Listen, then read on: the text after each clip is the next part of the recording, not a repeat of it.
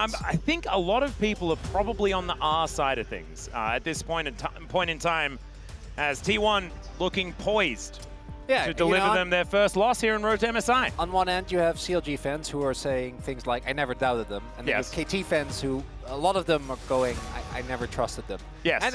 And we need more to say we never trusted them. And honestly, my hope has gone. I think that this is almost 100% over. I know you believe in. I'm being actually honest. Yeah. I'm being actually honest here. I just don't. It doesn't look like KT have the answers at this point. The Jace going to be taken away. The Poppy as well going to be removed. I wrote Poppy down. I think the Poppy is another big game changer they could pick up. And as we are Yone and Vi, two obligatory bans. We're getting towards kind of the next tier of top laners. So many are already taken out. Yeah. Jay's now banned as well. Like we're going towards things like Mbessa, like Cassante, like Jax. Although after yesterday's Jax Keen performance on the Cassante, I'm like, okay. Yeah, Cassante looking like a power pick. We can value that again. What is the blind pick going to be here, though? What is the B1 for KT? How are they going to get value out of this? Because I'm looking and thinking, as far as like really high prio picks go, I feel like we've gone through most of it.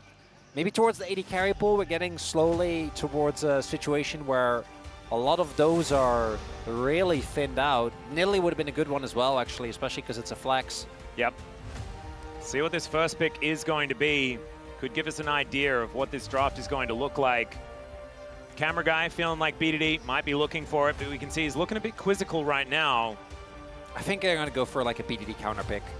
This deep in.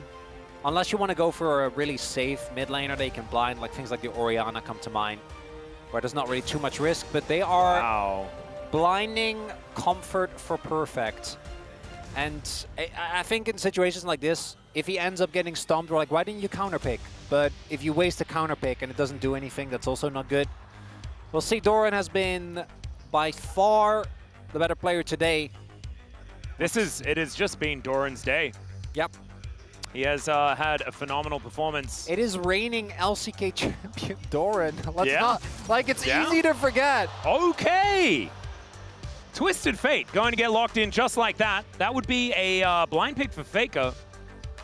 Back in time, of course, Faker has, I mean, he's played through every TF meta that we've had. TF has been always on the fringe, at least, if not in permaban status throughout the time that we've had League of Legends.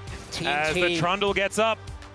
TF and Trundle coming through here, so taking away that pick from Cuz as well. Maybe it's a Cuz AP champion. Maybe that's what we're looking towards here. Oh, unless it's the Pantheon. Pantheon, I don't like Pantheon into Trundle or into TF, really. I wouldn't mind like something like a Lilia. That's what I was thinking about. Yeah, particularly I've already have an 80 top laner.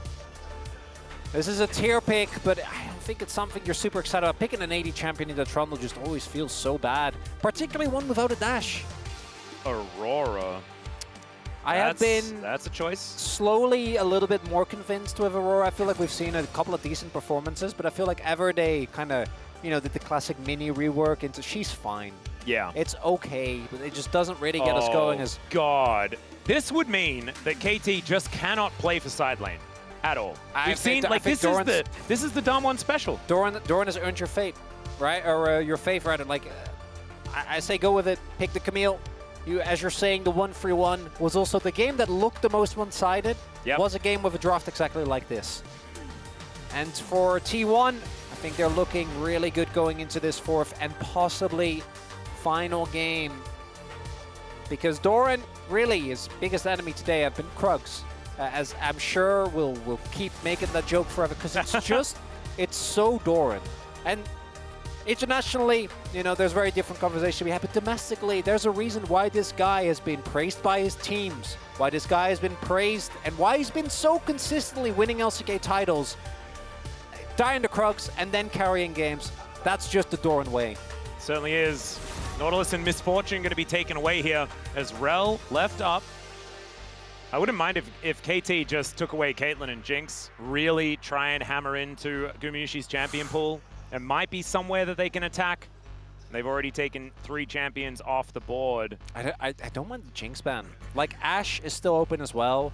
Because we got Ashe, we got Jinx, we got Zeri. I think Ashe is better because if they go Jinx, you go Zeri. Your laning phase is rough, but if you ever find another global. Yeah, if you ever, ooh, okay. There is the rel.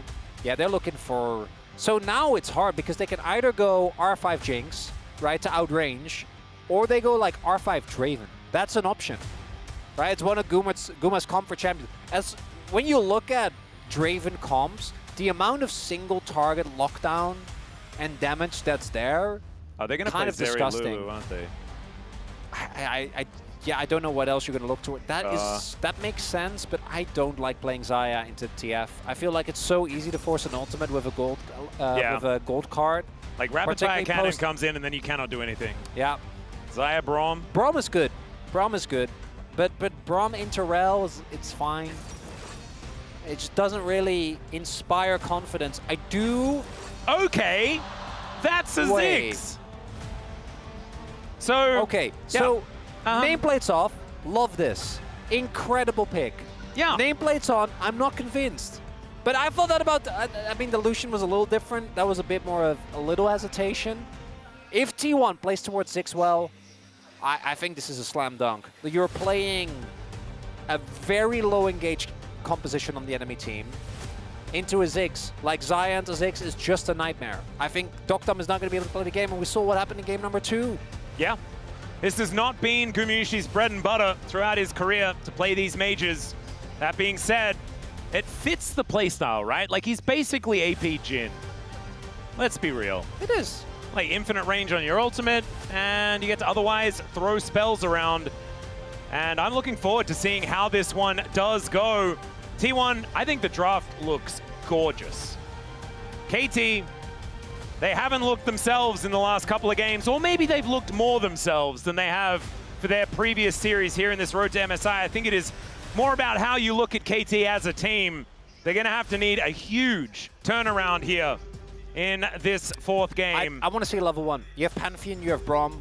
The level 1 goes kind of hard. Yep. Yeah, I think you need to start with confidence. You need to start snowballing early, because if this T1 comp gets to just play their game, I think come mid-game you're going to have a really hard time. Yep. So many power picks here, though. We saw yesterday, Chovy on the Twisted Fate looked absolutely fantastic. BDD's got a few extra games on it over his career. Let's dive into it. Dive into game number 4, match point for T1.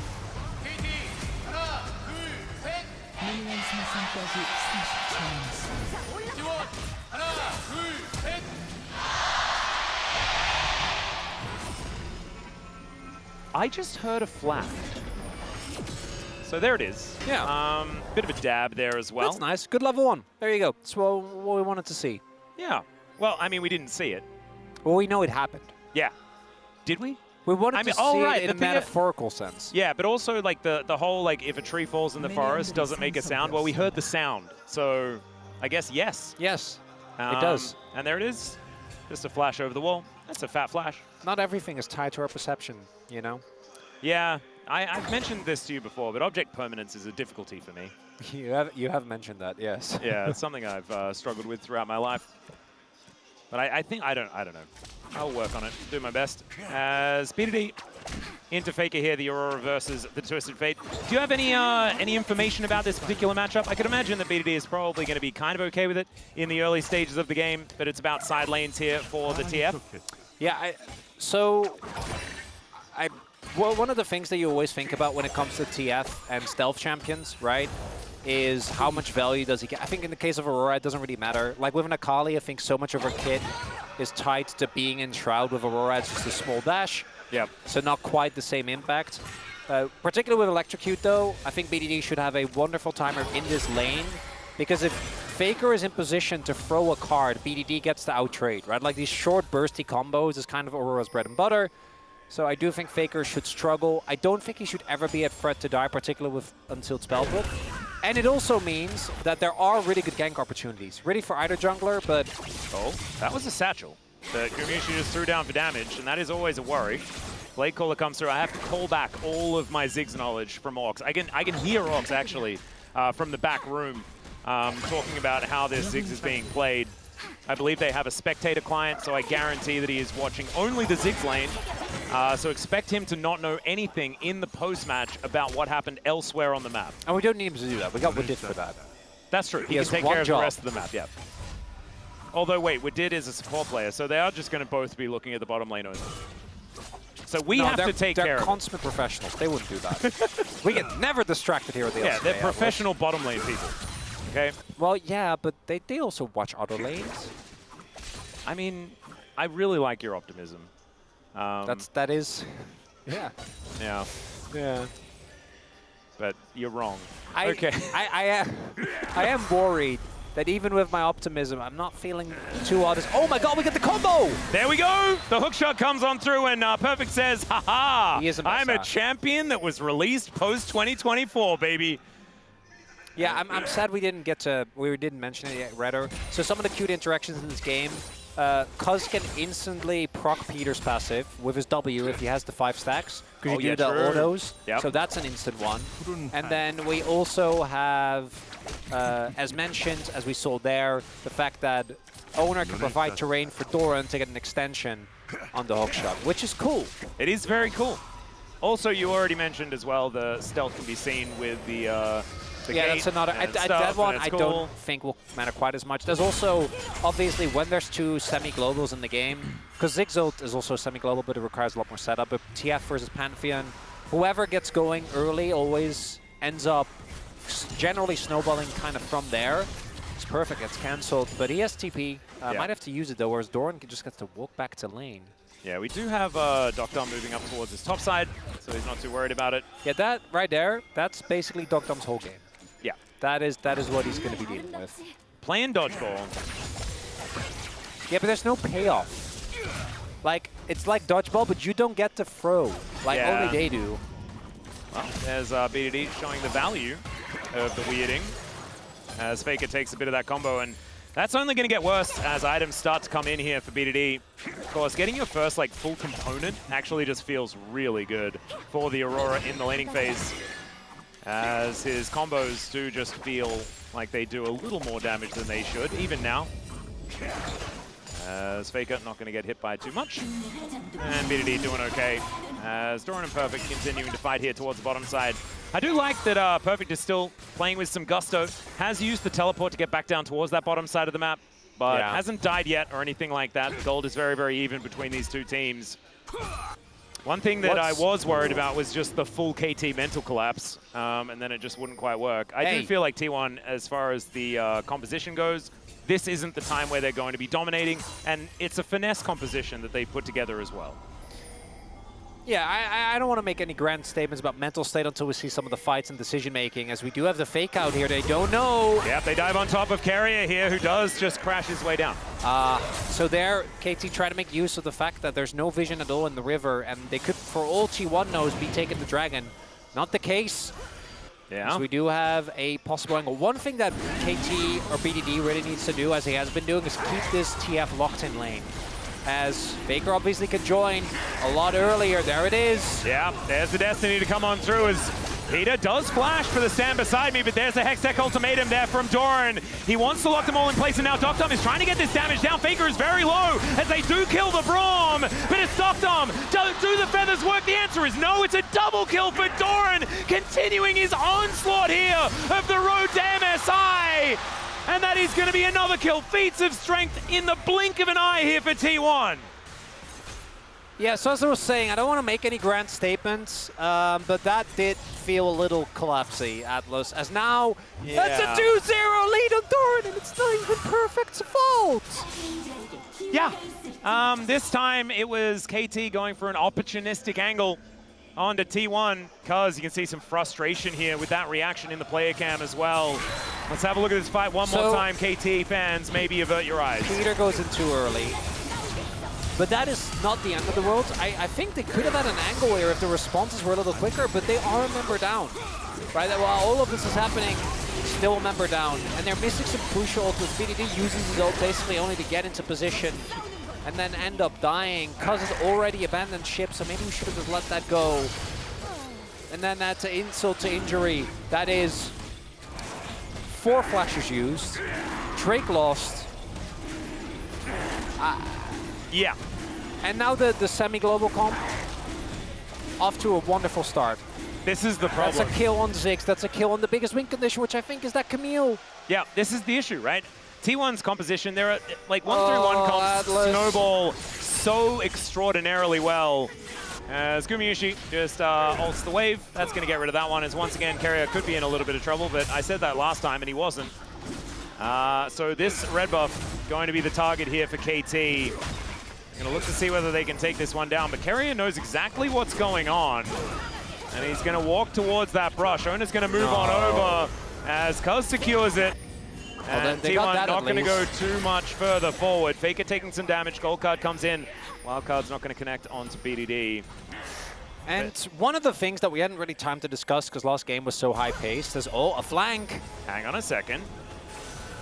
Yeah, there is KT going for the engage. Gumayushi does just satchel his way out as the door is put up. And yeah, the llama just says, good on you. And while that is nice, getting 2 sums is valuable. It doesn't matter if the mid lane turret is getting pushed in. Faker was always going to be ahead because of the CF passive. That's just kind of how he works, even though he's behind in CS.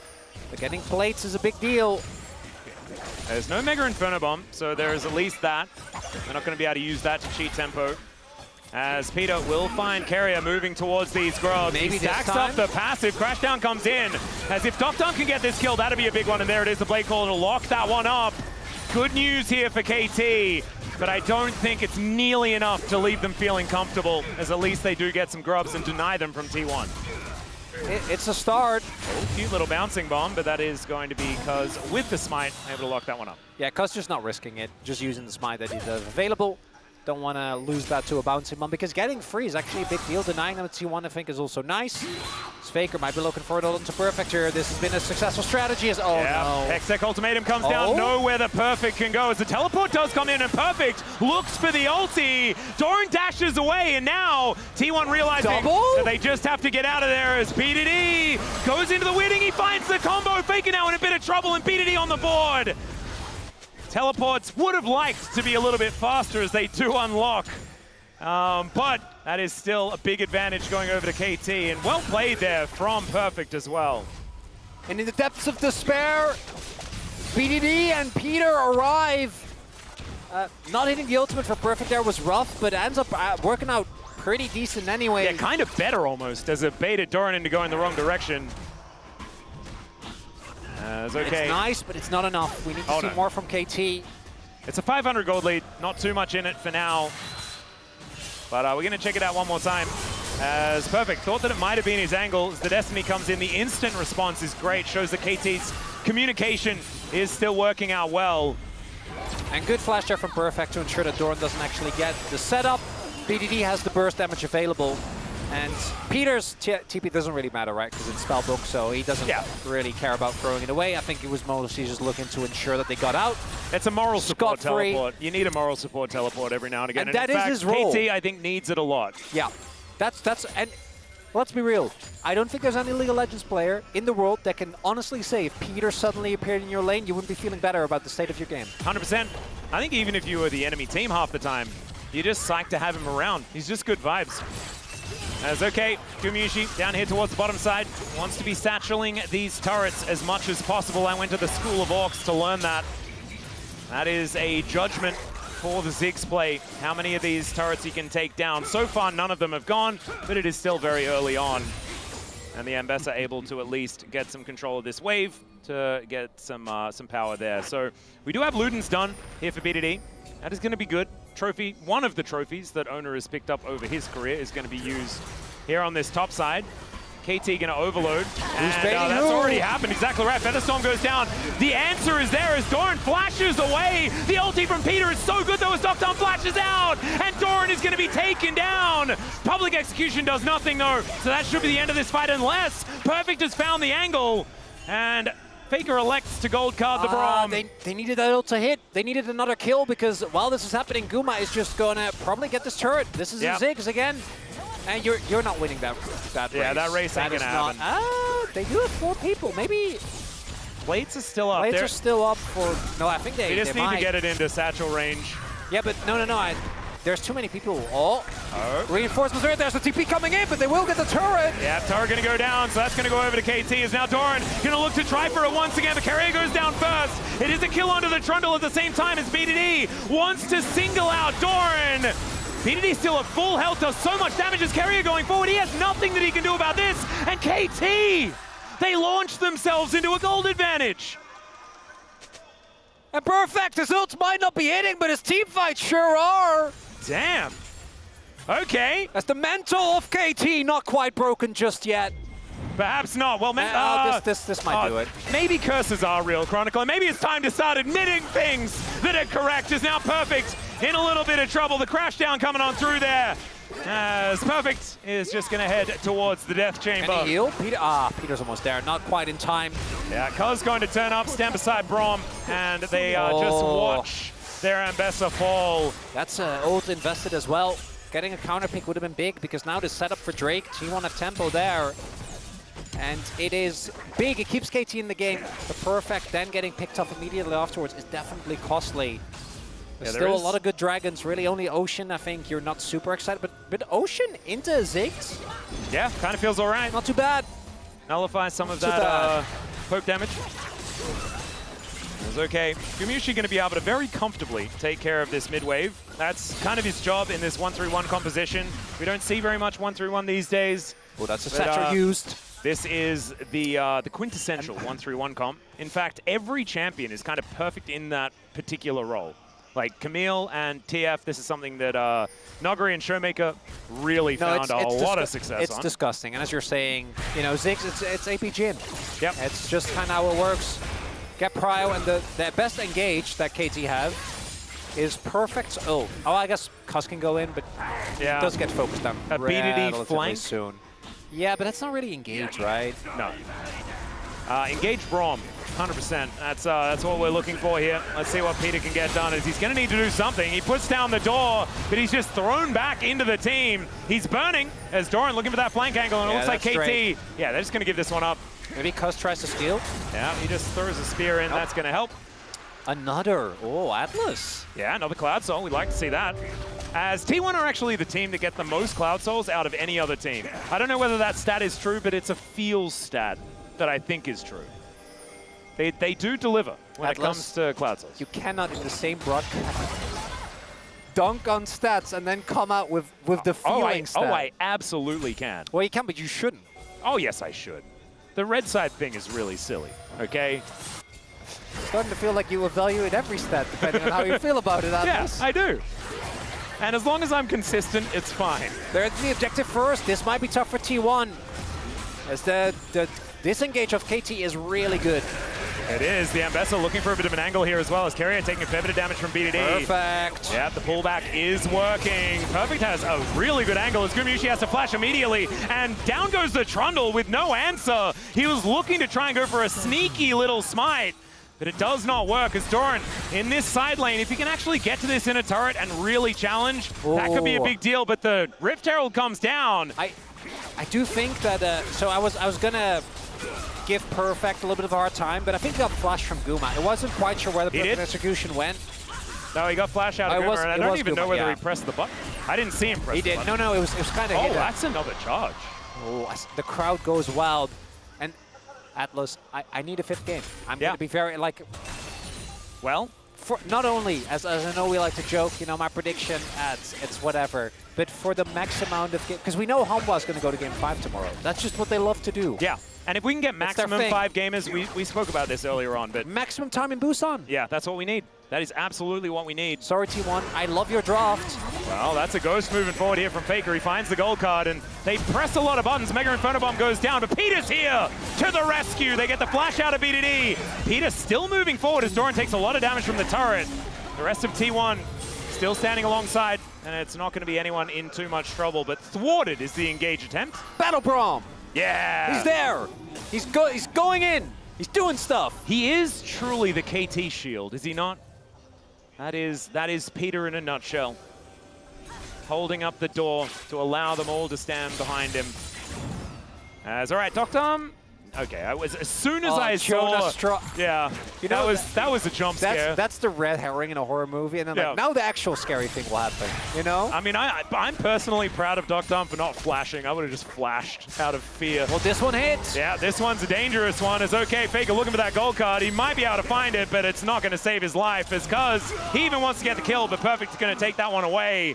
And 2, 1 and 3 here for the Ambassador is a big deal. Doran is still strong, but he's actually looking to prove that as the Hextech Ultimatum goes down once again. He gets a big old magic shield, but oh my god, BDD making the sickest outplay! Doran is going to survive, but so is BDD! Oh, Guma. 1 second! Yep, the Mega Inferno Bomb. Where is it going to land? And it doesn't kill BDD. Oh my god! Almost!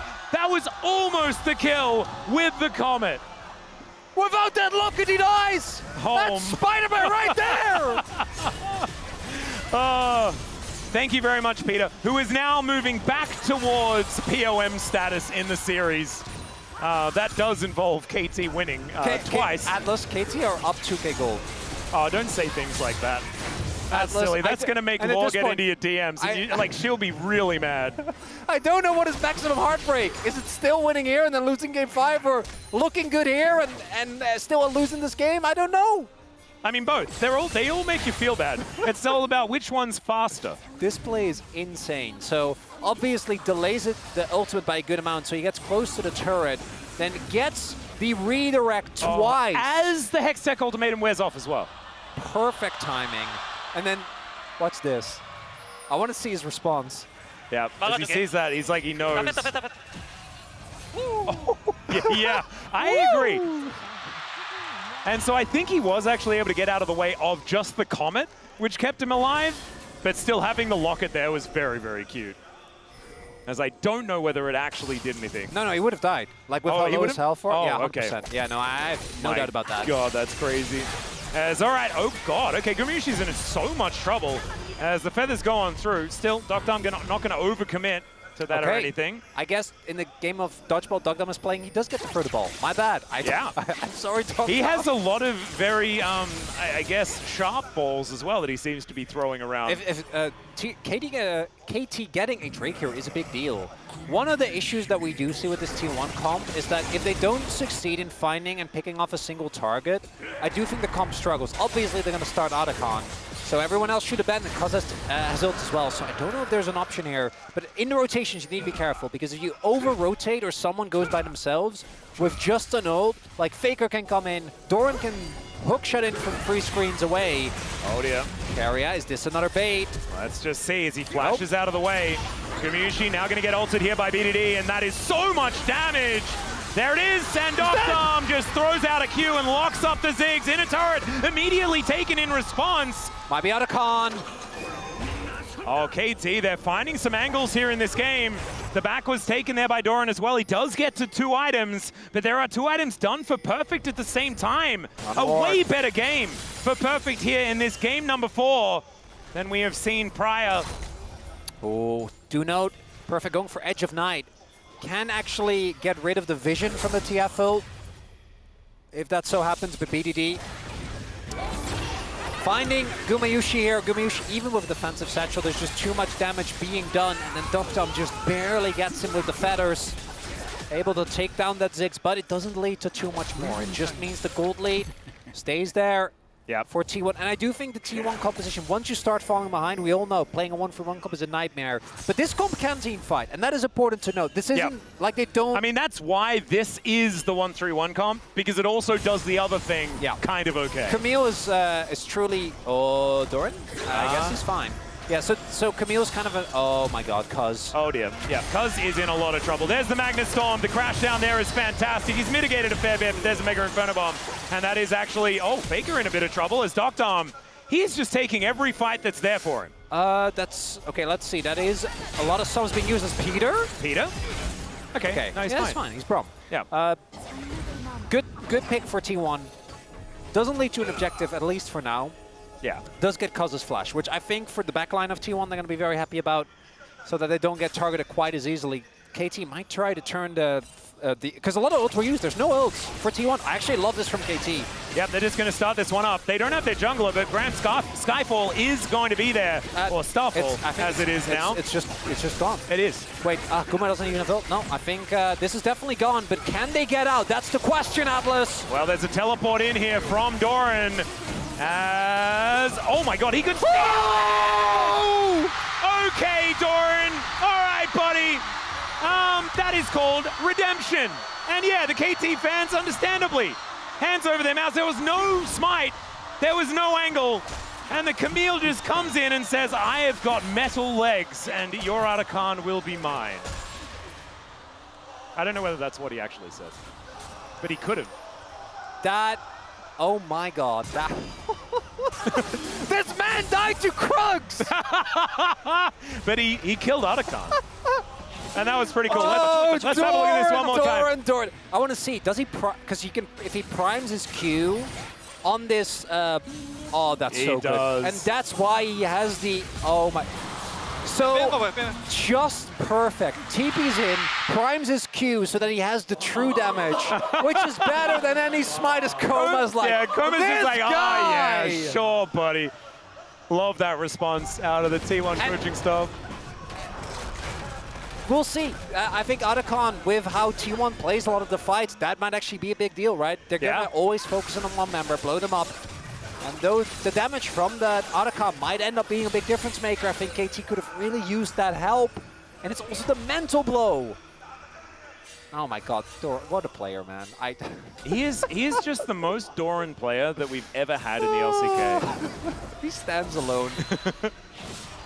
Well, we're just going to focus on him going back for the moment. It is going to be 2 items done basically across the board for almost everyone, but there's 3 on Faker, who's 1.6k ahead, just doing that cheating thing that TF likes to do, where he makes money out of nothing.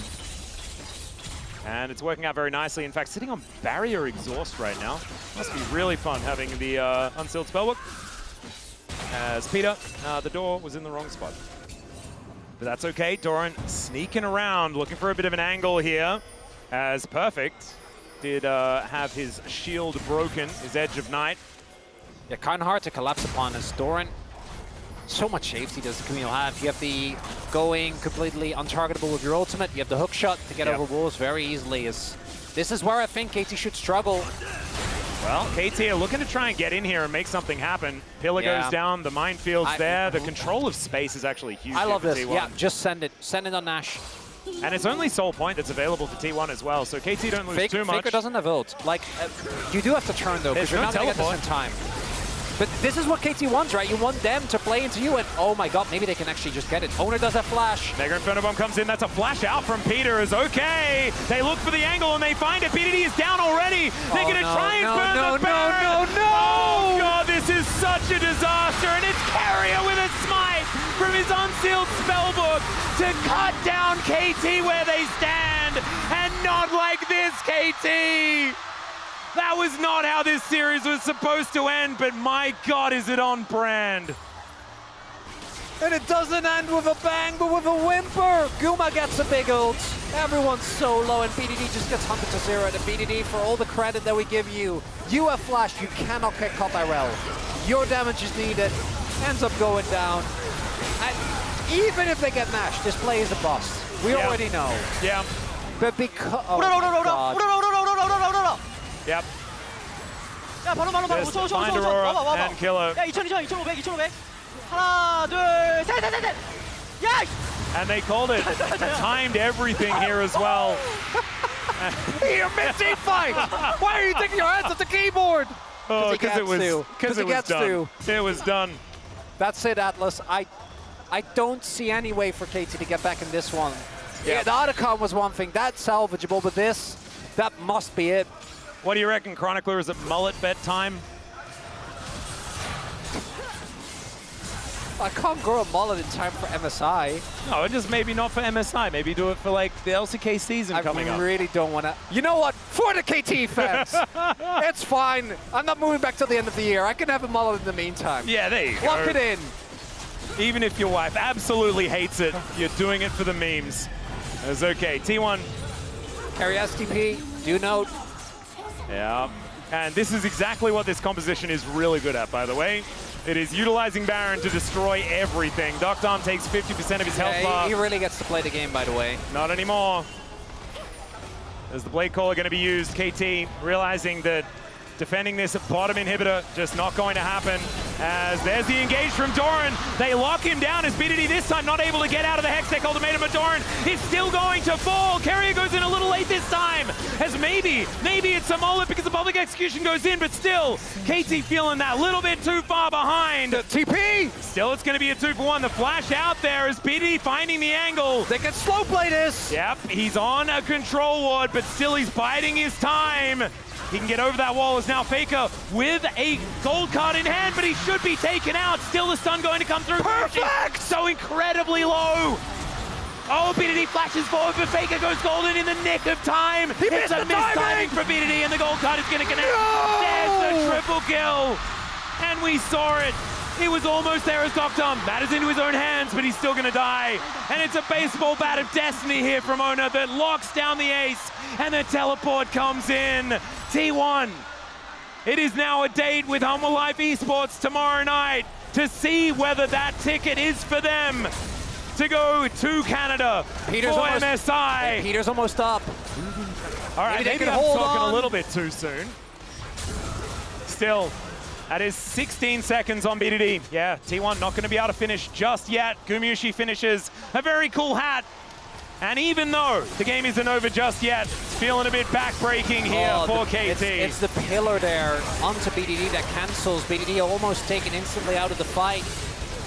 And then it's the heroics from Perfect together with Doctom, right? Like Perfect goes in, they get the sums.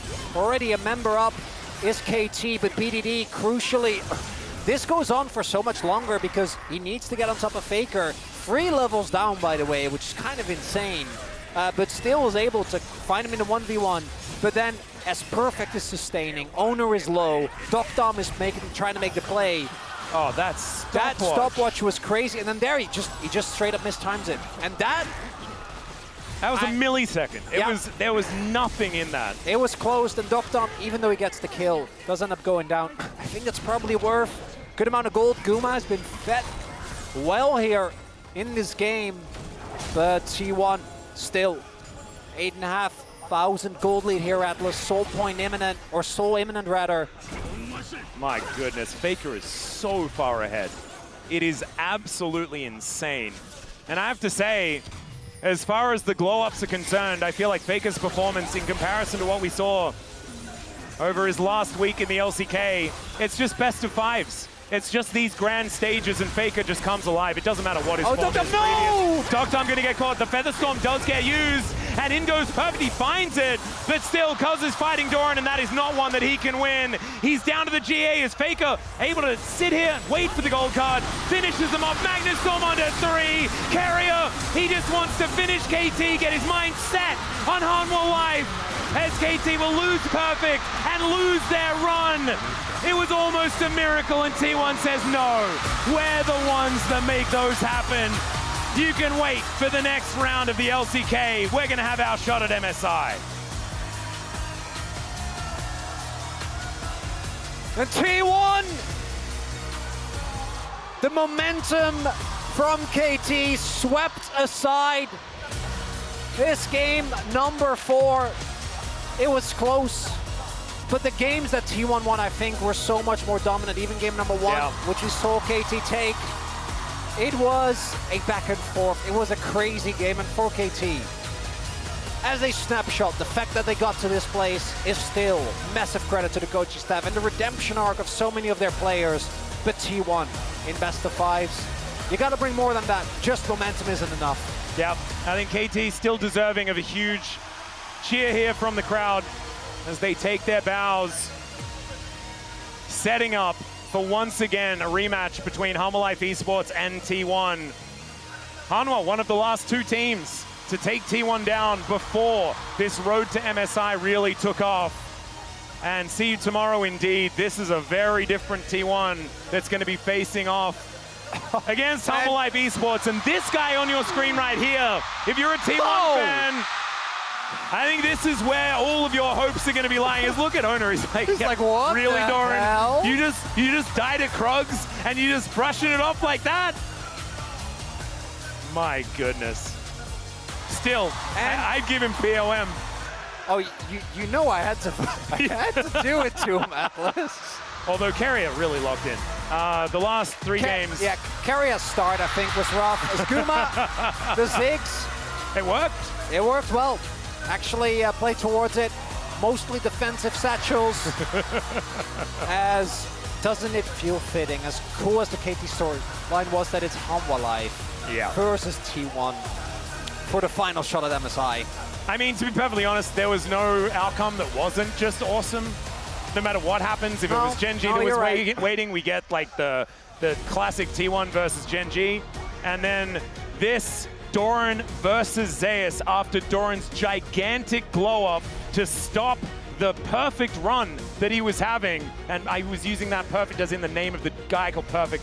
Oh god, that was very confusing, but it was kind of a perfect run. Still, they deny that, and it was largely Doran able to make that one happen. So we're gonna have a look at some of the highlights from this game. Oh man, KT, they almost managed to find an angle here in this one.